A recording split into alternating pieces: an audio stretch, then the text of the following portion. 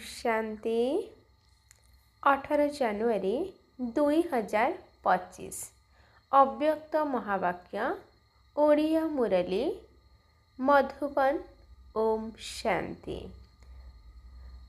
पिताश्रींकर पुण्य स्मृति दिवस रे प्रातः क्लास रे सुनाइबा पई बाप दादांकर अमूल्य मधुर महावाक्य। ओम शांति। आत्मिक पिता एबे तुम मानक सहित आत्मिक वार्तालाप करुछंती बा शिक्षा देउछंती। शिक्षकंकर काम हैला शिक्षा देबा एवं गुरुंकर काम हैला लक्ष्य स्थल रे रास्ता देखेबा। तेबे तुमर लक्ष्य हैला मुक्ति एवं जीवन मुक्ति। मुक्तिधाम को जीवा पाई जोगर यात्रा बहुत जरूरी अटे एवं जीवन मुक्तिधाम को जीवा पाई रचनार आदि मध्य अंत को जानिबा जरूरी अटे। एबे तो 84 जन्मर चक्र समाप्त हेउछि, तेणु घर को फेरिबा को हेबो।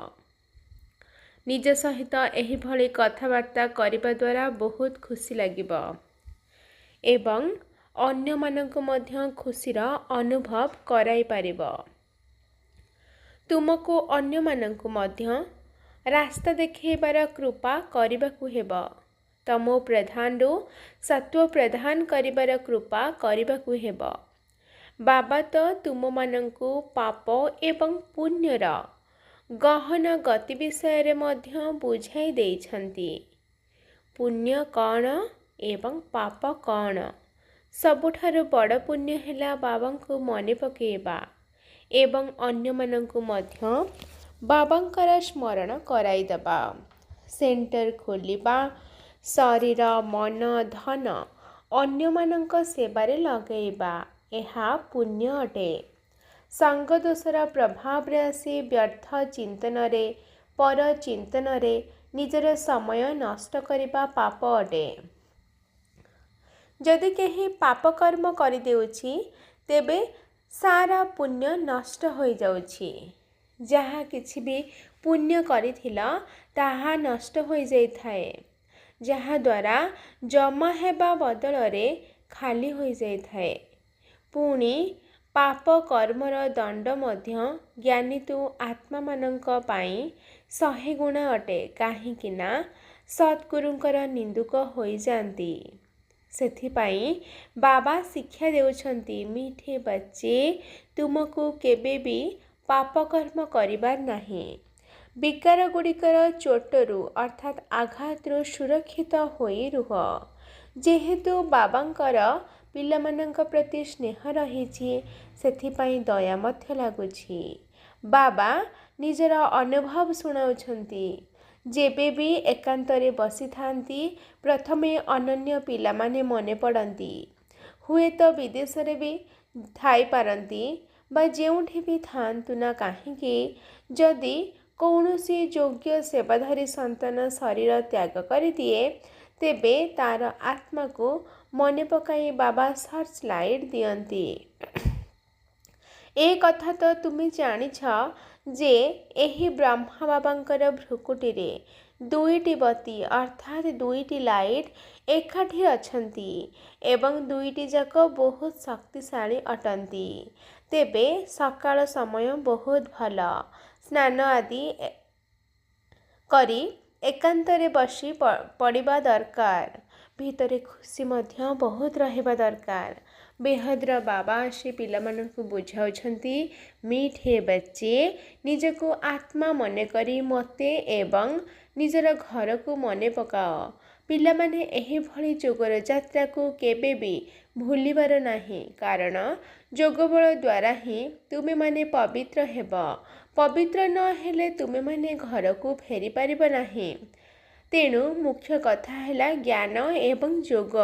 बाबांक पाखरे एहा ही सबुठारु बड़ संपत्ति रहिछि, जहा कि से पिलामानंकु देउछंती।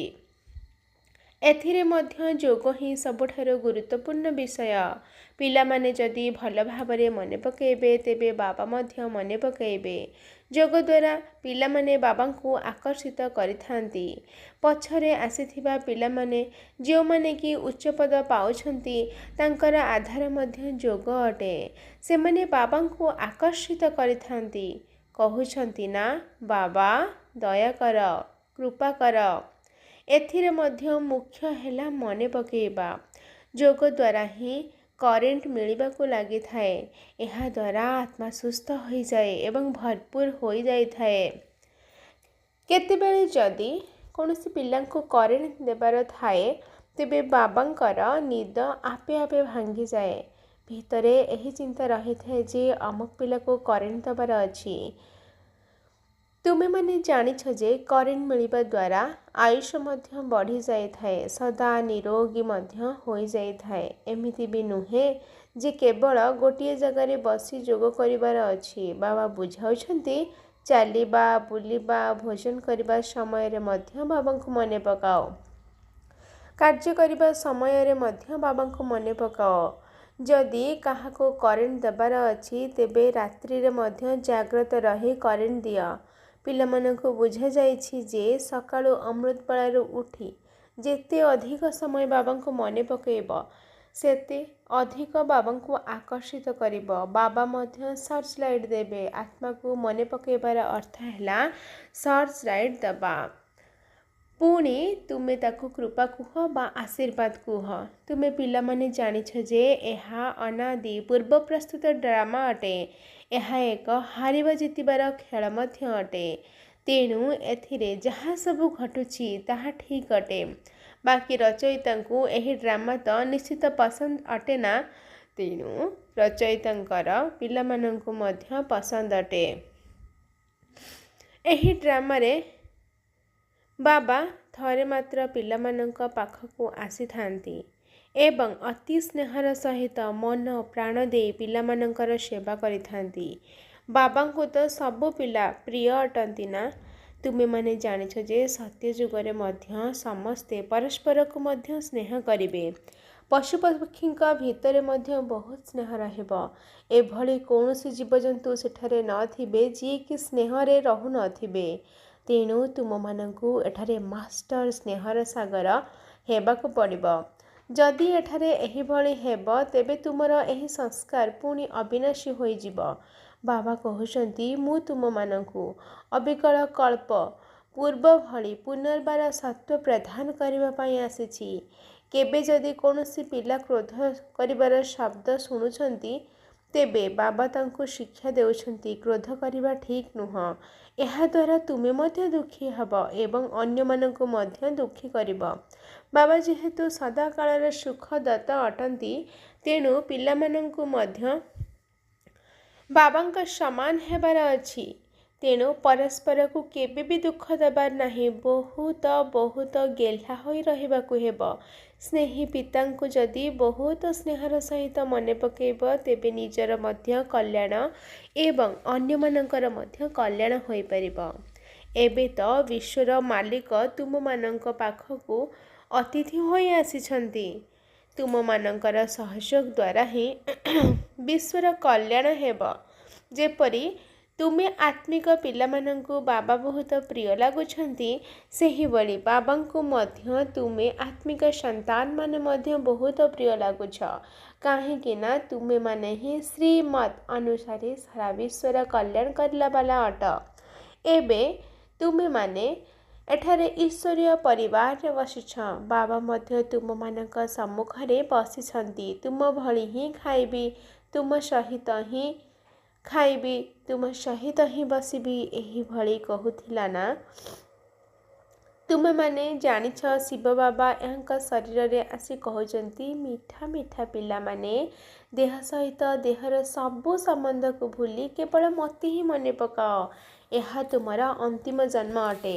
ଏହି ପୁରୁଣା ଦୁନିଆ, ପୁରୁଣା ଦେହ ସବୁ କିଛି ନଷ୍ଟ ହୋଇଯିବ। ଗାୟନ ମଧ୍ୟ ରହିଛି।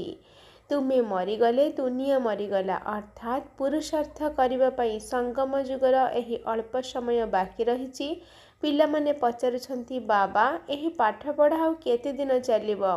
ଯେ ପର୍ଯ୍ୟନ୍ତ ଦୈବୀ ରାଜଧାନୀ ସ୍ଥାପନା ହୋଇନାହିଁ ସେ ପର୍ଯ୍ୟନ୍ତ ଶୁଣାଉଥିବି। ତାପରେ ତୁମେମାନେ ନୂଆ ଦୁନିଆକୁ ସ୍ଥାନାନ୍ତରିତ ହୋଇଯିବ। ବାବା କେତେ ନିରହଙ୍କାରୀ ହୋଇ ତୁମମାନଙ୍କର ସେବା କରୁଛନ୍ତି। ତେଣୁ ତୁମମାନଙ୍କୁ ମଧ୍ୟ ଏତିକି ସେବା କରିବା ଦରକାର। ଶ୍ରୀମତ୍ ଅନୁସାରେ ଚାଲିବା ଦରକାର। ଯଦି କେଉଁଠି ବି ନିଜ ମତରେ ଚାଲିଲ ତେବେ ଭାଗ୍ୟରେ ପୂର୍ଣ୍ଣଚ୍ଛେଦ ଲାଗିଯିବ। ତେଣୁ ବ୍ରାହ୍ମଣମାନେ ଈଶ୍ୱରୀୟ ସନ୍ତାନ ଅଟ। ବ୍ରହ୍ମାଙ୍କର ସନ୍ତାନ ହିସାବରେ ଭାଇ ଭଉଣୀ ଈଶ୍ୱରଙ୍କର ନାତି ନାତୁଣୀ ଅଟ ଏବଂ ଈଶ୍ୱର ପିତାଙ୍କଠାରୁ ହିଁ ପୈତୃକ ସମ୍ପତ୍ତି ପ୍ରାପ୍ତ କରୁଛ। ଏଥିରେ ଯିଏ ଯେତେ ଅଧିକ ପୁରୁଷାର୍ଥ କରିବ ସେତେ ଉଚ୍ଚ ପଦ ପାଇବ। ଏଥିରେ ସାକ୍ଷୀ ସ୍ଥିତିରେ ରହିବାର ମଧ୍ୟ ବହୁତ ଅଭ୍ୟାସ ରହିବା ଦରକାର। ବାବାଙ୍କର ପ୍ରଥମ ନିର୍ଦ୍ଦେଶ ହେଲା ଅଶରୀରୀ ହୁଅ, ଦେହୀ ଅଭିମାନୀ ହୁଅ। ନିଜକୁ ଆତ୍ମା ମନେକରି ମୋତେ ମନେ ପକାଅ। ତେବେ ଯାଇ ଆତ୍ମାରୁ ଖାଦ୍ୟ ବାହାରିବ। ଆତ୍ମା ସହିତ ଶୂନ୍ୟ ହୋଇଯିବ। ଆତ୍ମା ସହିଶୂନ୍ୟ ହୋଇଯିବ। ତୁମେ ପିଲାମାନେ ଅଧିକାରର ସହିତ କହିପାରିବ, ବାବା ଓ ମିଠା ବାବା, ଆପଣ ମୋତେ ନିଜର ସନ୍ତାନ କରି ସବୁ କିଛି ପୈତୃକ ସମ୍ପତ୍ତି ରୂପରେ ଦେଇଛନ୍ତି। ଏହି ସମ୍ପତ୍ତିକୁ କେହି ଛଡ଼ାଇ ନେଇପାରିବେ ନାହିଁ। ତେଣୁ ଏତିକି ନିଶା ତୁମମାନଙ୍କ ଭିତରେ ରହିବା ଦରକାର। ତୁମେମାନେ ହିଁ ସମସ୍ତଙ୍କୁ ମୁକ୍ତି, ଜୀବନ ମୁକ୍ତିର ରାସ୍ତା ଦେଖାଉଥିବା ଲାଇଟ୍ ହାଉସ୍ ଅଟ। ଉଠିବା ବସିବା ବେଳେ, ଚାଲିବା ବୁଲିଲା ବେଳେ ତୁମେମାନେ ଲାଇଟ୍ ହାଉସ୍ ହୋଇ ରୁହ। ବାବା କହୁଛନ୍ତି, ପିଲାମାନେ ଏବେ ସମୟ ବହୁତ କମ୍ ଅଛି। ଗାୟନ ରହିଛି 1 ଘଡ଼ି, ଅଧା ଘଡ଼ି। ଅର୍ଥାତ୍ ଅଳ୍ପ ଅଳ୍ପ ସମୟ ବାହାର କରି ଯେତେ ଦୂର ସମ୍ଭବ ବାବାଙ୍କୁ ମନେ ପକାଇବାରେ ଲାଗିପଡ଼ ଏବଂ ଧୀରେ ଧୀରେ ଚାର୍ଟକୁ ବଢ଼ାଇ ଚାଲ। ଆଚ୍ଛା, ମିଠା ମିଠା ଗେହ୍ଲା ଭାଗ୍ୟବାନ ତଥା ସ୍ନେହୀ ଜ୍ଞାନ ତାରକମାନଙ୍କୁ ମାତା ପିତା ବାପଦାଦାଙ୍କର ହାର୍ଦ୍ଦିକ ସ୍ନେହ ସମ୍ପନ୍ନ ଶୁଭେଚ୍ଛା ଏବଂ ସୁପ୍ରଭାତ। ଆତ୍ମିକ ପିତାଙ୍କର ଆତ୍ମିକ ସନ୍ତାନମାନଙ୍କୁ ନମସ୍ତେ। ଆତ୍ମିକ ସନ୍ତାନମାନଙ୍କର ଆତ୍ମିକ ମାତା ପିତା ବାପଦାଦାଙ୍କୁ ୟାଦ୍ ପ୍ୟାର, ପଦମ ପଦ୍ମ ଗୁଣା ଶୁକ୍ରିୟା। ନମସ୍ତେ ନମସ୍ତେ ନମସ୍ତେ। ଅବ୍ୟକ୍ତ ମହାବାକ୍ୟ। ନିରନ୍ତର ଯୋଗୀ ହୁଅ। ଯେପରି ଗୋଟିଏ ସେକେଣ୍ଡରେ ସୁଇଚ୍ ଅଫ୍ ଏବଂ ଅନ୍ କରାଯାଉଛି, ସେହିପରି ଗୋଟିଏ ସେକେଣ୍ଡରେ ଶରୀରର ଆଧାନ୍ୟ, ଗୋଟିଏ ସେକେଣ୍ଡରେ ଶରୀରରୁ ଅଲଗା ଅଶରୀରୀ ସ୍ଥିତିରେ ସ୍ଥିତ ହୋଇଯାଅ। ଏବେ ଏବେ ଶରୀରକୁ ଆସିଲ, ପୁଣି ଏବେ ଏବେ ଅଶରୀରୀ ହୋଇଗଲ। ଏହିଭଳି ଅଭ୍ୟାସ କରିବାକୁ ହିଁ କର୍ମାତୀତ ଅବସ୍ଥା କୁହାଯାଉଛି। ଯେପରି କୌଣସି ବସ୍ତ୍ରକୁ ଧାରଣ କରିବା ବା ନ କରିବା ନିଜ ହାତରେ ଥାଏ। ଯଦି ଆବଶ୍ୟକ ପଡ଼ିଲା ତେବେ ପିନ୍ଧିଲ, ଯଦି ଆବଶ୍ୟକ ନାହିଁ ତେବେ ଓହ୍ଲାଇ ଦେଲ। ଏହିଭଳି ଅଭ୍ୟାସ ହିଁ ଶରୀର ରୂପୀ ବସ୍ତ୍ରକୁ ଧାରଣ କରିବା ଏବଂ ତାଠାରୁ ଅଲଗା ହୋଇଯିବାର ଦରକାର। କର୍ମ କରିବା ସମୟରେ ମଧ୍ୟ ଏହିଭଳି ଅନୁଭବ ହେବା ଦରକାର। ଯେପରି କୌଣସି ବସ୍ତ୍ରକୁ ଧାରଣ କରି କାର୍ଯ୍ୟ କରିଥାନ୍ତି, କାର୍ଯ୍ୟ ଶେଷ ହେବା ପରେ ବସ୍ତ୍ରଠାରୁ ଅଲଗା ହୋଇଯାଆନ୍ତି। ତେବେ ଶରୀର ଏବଂ ଆତ୍ମାର ପୃଥକ୍ପଣିଆ ଚାଲିବା ବୁଲିବା ସମୟରେ ମଧ୍ୟ ଅନୁଭବ ହେଉ। ଯେପରି କୌଣସି କଥାର ଅଭ୍ୟାସ ହୋଇଥାଏ ସେହିପରି ହେଉ। କିନ୍ତୁ ଏହି ଅଭ୍ୟାସ ମଧ୍ୟ କେଉଁମାନଙ୍କୁ ହୋଇପାରିବ? ଯେଉଁମାନେ ଶରୀର ସହିତ ବା ଶରୀର ସମ୍ବନ୍ଧରେ ସବୁ କିଛି ରହୁଛି, ଶରୀରର ଦୁନିଆ, ଶରୀରର ସମ୍ବନ୍ଧ ବା ଯେଉଁ ସବୁ ଅନେକ ବସ୍ତୁଗୁଡ଼ିକ ରହିଛି ସେଗୁଡ଼ିକ ଠାରୁ ସମ୍ପୂର୍ଣ୍ଣ ଅନାସକ୍ତ ରହୁଥିବେ। ଟିକିଏ ବି ଆକର୍ଷଣ ନଥିବ, ତେବେ ଯାଇ ଦେହଠାରୁ ନିଆରା ହୋଇପାରିବ। ଯଦି ସୂକ୍ଷ୍ମ ରୂପରେ ସଂକଳ୍ପରେ ମଧ୍ୟ ହାଲୁକା ପଣିଆ ନାହିଁ, ସେଥିରୁ ଅଲଗା ହୋଇପାରୁନାହଁ, ତେବେ ନିଆରା ପଣିଆର ଅନୁଭବ ହୋଇପାରିବ ନାହିଁ। ତେଣୁ ପିଲାମାନଙ୍କୁ ପ୍ରତ୍ୟେକଙ୍କୁ ଏବେ ଏହି ଅଭ୍ୟାସ କରିବାକୁ ହେବ। ସମ୍ପୂର୍ଣ୍ଣ ନିଆରା ପଣିଆର ଅନୁଭବ ହେବା ଦରକାର। ଏହିଭଳି ସ୍ଥିତିରେ ରହିବା ଦ୍ୱାରା ଅନ୍ୟ ଆତ୍ମାମାନଙ୍କୁ ମଧ୍ୟ ତୁମମାନଙ୍କ ଭିତରେ ନିଆରା ପଣିଆର ଅନୁଭବ ହେବ। ସେମାନେ ମଧ୍ୟ ହୃଦ୍ବୁଦ୍ଧ କରିବେ। ଯେପରି ଯୋଗରେ ବସିବା ସମୟରେ ଅନେକ ଆତ୍ମାଙ୍କୁ ଅନୁଭବ ହୋଇଥାଏ ନା, ଡ୍ରିଲ୍ କରୁଥିବା ଏହି ଆତ୍ମା ଏକ ଭିନ୍ନ ସ୍ଥିତିରେ ଅଛନ୍ତି। ଯେପରି ଚାଲିବା ବୁଲିବା ସମୟରେ ମଧ୍ୟ ଫରିସ୍ତା ସ୍ୱରୂପର ସାକ୍ଷାତକାର ହେବ। ଏଠାରେ ବସିଥିଲେ ମଧ୍ୟ ଅନେକ ଆତ୍ମାମାନଙ୍କୁ, ଯେଉଁମାନେ ବି ତୁମର ସତ୍ୟଯୁଗୀ ପରିବାରରେ ଆସିବେ, ସେମାନଙ୍କୁ ତୁମମାନଙ୍କର ଫରିସ୍ତା ସ୍ୱରୂପର ଏବଂ ଭବିଷ୍ୟତ ରାଜ୍ୟପଦର ଦୁଇଟି ଯାକ ସାକ୍ଷାତକାର ଏକାଠି ହେବ। ଯେପରି ଆରମ୍ଭ ସମୟରେ ବ୍ରହ୍ମବାବାଙ୍କ ଭିତରେ ବ୍ରହ୍ମବାବାଙ୍କ ସମ୍ପୂର୍ଣ୍ଣ ସ୍ୱରୂପ ଏବଂ ଶ୍ରୀକୃଷ୍ଣ ଉଭୟଙ୍କୁ ଏକାଠି ସାକ୍ଷାତକାର କରୁଥିଲେ, ସେହିଭଳି ଏବେ ସେମାନଙ୍କୁ ତୁମର ଡବଲ ରୂପର ସାକ୍ଷାତକାର ହେବ। ଯେତେ ଯେତେ କ୍ରମାନ୍ୱୟ ହିସାବରେ ଏହି ନିଆରା ସ୍ଥିତିରେ ସ୍ଥିତ ହୋଇ ରହିବ, ତୁମେମାନେ ମଧ୍ୟ ଡବଲ ରୂପର ସାକ୍ଷାତକାର ହେବ। ଏବେ ଯଦି ଏହା ପୁରା ଅଭ୍ୟାସ ହୋଇଯିବ, ତେବେ ଚାରିଆଡ଼ୁ ଏହି ସମାଚାର ଆସିବ ଆରମ୍ଭ ହୋଇଯିବ। ଯେପରି ଆରମ୍ଭ ସମୟରେ ଘରେ ବସି ମଧ୍ୟ ଅନେକ ନିକଟ ସମ୍ବନ୍ଧରେ ଆସିଲା ବାଲା ଆତ୍ମାମାନଙ୍କର ସାକ୍ଷାତକାର ହୋଇଥିଲା ନା, ସେହିପରି ଏବେ ମଧ୍ୟ ହେବ। ଏଠାରେ ବସିଥିଲେ ମଧ୍ୟ ତୁମମାନଙ୍କର ସୂକ୍ଷ୍ମ ସ୍ୱରୂପ ସେବା କରିବ। ଏବେ ଏହି ସେବା ବାକି ଅଛି। ସାକାର ବ୍ରହ୍ମବାବାଙ୍କ ଦ୍ୱାରା ଏହି ସବୁ ଦୃଷ୍ଟାନ୍ତ ଦେଖିସାରିଛ। ସବୁ କଥା ଡ୍ରାମା ଅନୁସାରେ ଧୀରେ ଧୀରେ ପୁନର୍ବାର ହେବ। ଯେତେ ଯେତେ ନିଜେ ଆକାରେ ଫରିସ୍ତା ସ୍ୱରୂପରେ ରହିବ, ସେତେ ସେତେ ତୁମର ଫରିସ୍ତା ରୂପ ସେବା କରିବ।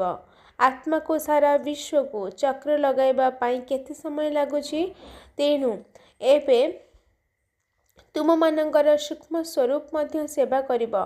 କିନ୍ତୁ ଯେଉଁମାନେ ଏହିଭଳି ନିଆରା ରହିବାର ସ୍ଥିତିରେ ସ୍ଥିତ ରହୁଥିବେ, ନିଜେ ସର୍ବଦା ଫରିସ୍ତା ସ୍ୱରୂପରେ ସ୍ଥିତ ରହୁଥିବେ, ଆରମ୍ଭ ସମୟରେ ତ ଏହିସବୁ କଥାର ସାକ୍ଷାତକାର ମଧ୍ୟ ହୋଇସାରିଛି। ଫରିସ୍ତା ରୂପରେ ସମ୍ପୂର୍ଣ୍ଣ ସ୍ଥିତିରେ ଏବଂ ବର୍ତ୍ତମାନ ପୁରୁଷାର୍ଥୀ ସ୍ଥିତିରେ ଦୁଇଟି ଯାକ ଅଲଗା ଅଲଗା ସାକ୍ଷାତକାର ହେଉଥିଲା। ଯେପରି ସାକାର ବ୍ରହ୍ମ ଓ ସମ୍ପୂର୍ଣ୍ଣ ବ୍ରହ୍ମଙ୍କର ଅଲଗା ଅଲଗା ସାକ୍ଷାତକାର ହେଉଥିଲା, ସେହିପରି ଅନନ୍ୟ ପିଲାମାନଙ୍କର ମଧ୍ୟ ସାକ୍ଷାତକାର ହେବ। ଯେତେବେଳେ ଦୁନିଆରେ ବିଶୃଙ୍ଖଳା ଆରମ୍ଭ ହୋଇଯିବ, ସେତେବେଳେ ସାକାର ଶରୀର ଦ୍ୱାରା ତ କିଛି କରିପାରିବ ନାହିଁ ଏବଂ ତେଣୁ ସେବା ଦ୍ୱାରା ହିଁ ଅଧିକ ପ୍ରଭାବ ପଡ଼ିବ। ଅନୁଭବ ହିଁ ପ୍ରଭାବ ପକାଇଥିଲା। ସେହିପରି ଅନ୍ତିମ ସମୟରେ ମଧ୍ୟ ଏହି ସେବା ହେବ। ତେବେ ନିଜର ସମ୍ପୂର୍ଣ୍ଣ ସ୍ୱରୂପର ସାକ୍ଷାତକାର ନିଜକୁ ହେଉଛି ତ? ଏବେ ତ ଶକ୍ତିମାନଙ୍କୁ ଡାକିବା ଆରମ୍ଭ ହୋଇଗଲାଣି। ତେଣୁ ଏହିଭଳି ଅଭ୍ୟାସ ମଝିରେ ମଝିରେ କରିବାକୁ ହେବ। ଅଭ୍ୟାସରେ ପଡ଼ିଗଲେ ବହୁତ ଆନନ୍ଦର ଅନୁଭବ ହେବ। ଗୋଟିଏ ସେକେଣ୍ଡରେ ଶରୀରଠାରୁ ଅଲଗା ହୋଇଯିବ, ଅଭ୍ୟାସରେ ପଡ଼ିଯିବ। ଏବେ ଏହି ପୁରୁଷାର୍ଥ କରିବାକୁ ହେବ। ବର୍ତ୍ତମାନ ସମୟରେ ମନନ କରିବାର ଶକ୍ତି ଦ୍ୱାରା ଆତ୍ମା ଭିତରେ ସର୍ବଶକ୍ତି ଭରିବାର ଆବଶ୍ୟକତା ରହିଛି। ତେବେ ଯାଇ ମଗନ ଅବସ୍ଥାରେ ରହିପାରିବ ଏବଂ ସବୁ ବିଘ୍ନ ହଟିଯିବ। ବିଘ୍ନର ଢେଉ ମଧ୍ୟ ଯେତେବେଳେ ଆସିଥାଏ, ଯେତେବେଳେ ଆତ୍ମା ଅଭିମାନୀ ହେବାର ଫୋର୍ସ କମ୍ ହୋଇଥାଏ। ତେଣୁ ବର୍ତ୍ତମାନ ସମୟରେ ଶିବରାତ୍ରିର ସେବା କରିବା ପୂର୍ବରୁ ନିଜ ଭିତରେ ଶକ୍ତି ଭରିବାର ଲଗନରେ ଆସିବା ଦରକାର। ଯଦିଓ ଯୋଗ କରିବାର କାର୍ଯ୍ୟକ୍ରମମାନ ରଖୁଛ, କିନ୍ତୁ ଯୋଗ ଦ୍ୱାରା ଶକ୍ତିଗୁଡ଼ିକର ଅନୁଭବ କରିବା ଏବଂ କରାଇବା, ଏହିଭଳି କ୍ଲାସ୍ ସବୁ ହେବା ଆବଶ୍ୟକ। ବାସ୍ତବିକ ରୂପରେ ନିଜର ଯୋଗବଳ ଆଧାରରେ ଅନ୍ୟମାନଙ୍କୁ ବଳ ଯୋଗାଇବାକୁ ହେବ। କେବଳ ବାହାରର ସେବା କରିବାର ଯୋଜନା କର ନାହିଁ, କିନ୍ତୁ ସବୁଆଡ଼କୁ ପୁରା ଧ୍ୟାନ ଦେବା ଆବଶ୍ୟକ। ଯେଉଁମାନେ ନିମିତ୍ତ ଅଟନ୍ତି, ସେମାନଙ୍କୁ ଏହି ବିଚାର ଆସିବା ଦରକାର ଯେ ଆମର ଫୁଲ ବଗିଚାଟି କେଉଁ କଥାରେ ଦୁର୍ବଳ ଅଛି। ଯେକୌଣସି ପ୍ରକାରର ନିଜର ବଗିଚାର ଦୁର୍ବଳତା ଉପରେ କଡ଼ା ନଜର ରଖିବା ଦରକାର। समय पड़िले मध्य दुर्बलता को समाप्त करने दरकार। जेपरी साकार ब्रह्मा को तो देखीच ना, जदि से एही भली कौन समय आसुथिला, असुविधार समय आसुथिला, तेबे राति दिन सकाश देवार विशेष सेवा करुथिले बा विशेष योजना करुथिले। निर्बल आत्मा मानक भितरे बल भरिबार विशेष ध्यान रहुतिला, जहा द्वारा अनेक आत्मा को अनुभव मध्य हेउथिला। राति राति समय देई आत्मा मानक भितरे सकाश भरिबार विशेष सेवा करुथिले। तेणु एबे सही भली विशेष सकाश अर्थात सूक्ष्म शक्ति भरिबार सेवा करने को हेबो, जहा द्वारा चारिआडे लाइट माइट र प्रभाव खेलीजिब। एबे एही सेवा बहुत आवश्यक। जेपरी केही जदि धनी होई थाए तेबे तार निकट संबंधी मानक साहाय्य दे ऊपर को उठाई दे थाए। सेहीपरि वर्तमान समय रे तुम मानकर संबंध संपर्क रे जेउ सब दुर्बल आत्मा माने अछंती सेमानंको विशेष सकाश देबा को हेबा। अच्छा, आजिर वरदान। हजार भुजा वाला ब्रह्मंकर संगर निरंतर अनुभव करुथिबा सच्चा स्नेही भाव। हजार भुजा वाला ब्रह्मंकर संगर निरंतर अनुभव करुथिबा सच्चा स्नेही भाव। वर्तमान समय रे ब्रह्मंकर हजार भुजा वाला रूपर पाठ चली। जेपरी आत्मा भुजा अर्थात हाथ बिना कौनसी भी कार्य करिपरिब नाही, सेहीपरि ब्रह्मा बाप दादा बिना भुजारूपी पिला माने मध्य किछि करिपरिबे नाही। प्रत्येक कार्य प्रथमे बाबांकर ही सहयोग रही। जेते दिन पर्यंत स्थापनार पाठ चली सेते दिन पर्यंत बाप दादा पिला मानकर प्रत्येक संकल्प रे प्रत्येक सेकेंड रे साथी रे अछंती। सेथिपाई केबे भी अलग हेबार परदा पकाई वियोग आत्मा हुआ नाही। सर्वदा प्रेमर सागरंकर लहड़ी रे खेलुथाओ, बाबांकर गुणगान करुथाओ, किंतु माया द्वारा घायल हुआ नहीं। तेबे बाबांक प्रति स्नेहर प्रत्यक्ष स्वरूप हैला सेवार स्नेही हुआ। आजिर स्लोगान। अशरीरी स्थितिर अनुभव बा अभ्यास ही नंबर को आग को बढ़ाइबार आधार। अशरीरी स्थितिर अनुभव बा अभ्यास ही नंबर को आग को बढ़ाइबार आधार। निजर शक्तिशाली संकल्प द्वारा सूक्ष्म शक्ति रे प्रदान करिबार सेवा कर। 18 नंबर पॉइंट। सबु समय रे सबु आत्मा प्रति तुमर मानसिक स्थिति स्वतः ही शुभ भावना एवं शुभ कामनार शुद्ध प्रकंपन वितरण करुथिबार अनुभव निजको एवं अन्यमानकु हेउ। मन भितरु सबु समय रे सर्व आत्मा प्रति आशीर्वाद बाहर थाउ। तुमर मन सर्वदा एही सेवारे व्यस्त रहु। जेपरी बाणीर सेवा करिबार अनुभवी होई जाइछ, यदि सेवा न मिलुछि तेबे निजको खाली अनुभव करुछ। सेहीपरि सबु समय रे बाणी सहित मानसिक सेवा मध्य एकाठी हेउथाउ। अच्छा, ओम शांति।